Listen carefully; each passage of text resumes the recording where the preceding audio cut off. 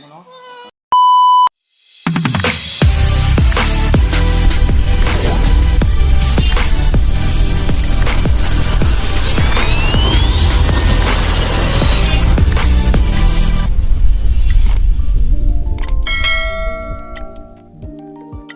Good evening guys, naiinip ako ngayon kasi yung asawa ko super busy pa rin para sa recipe niya for breads tomorrow.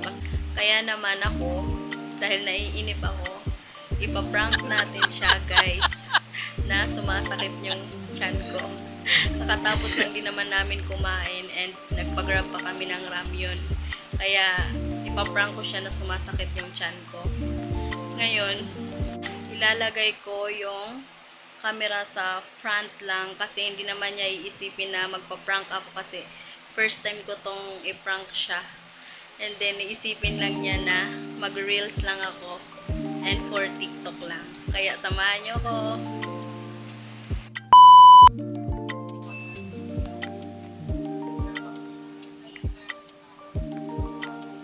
Ha? Hindi ka pa tapos dyan? Ha?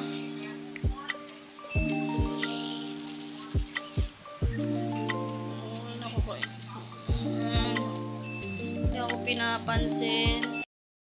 A few moments later. Ang sakit ng tiyan ko, Han. Parang ang sakit ng tiyan ko.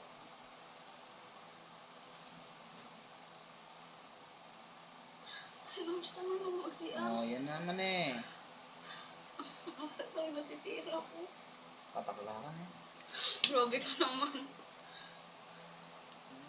Baka nasobrahan niya ata ako sa busog kasi di ba ano pa tayo? Nag-grab pa tayo ng ramyun na yan. Ngayon ka kasing gano'n. Nahirapan ako huminga.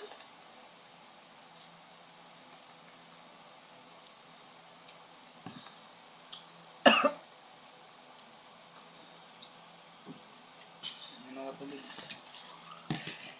Nahirapan ako huminga.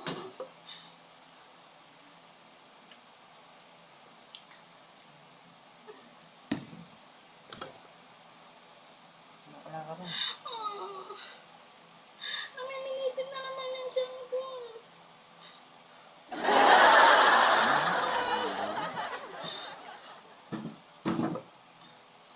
Spit! Kumain ka ron.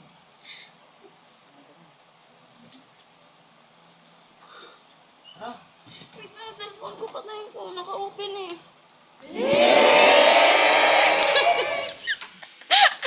Hindi naman.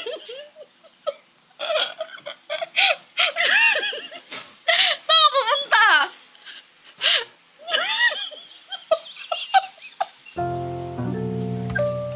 Saan ka pupunta nga?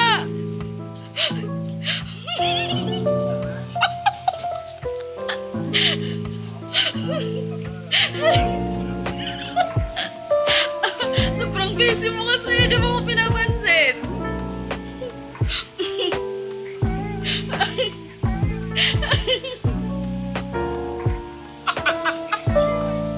Aray ko.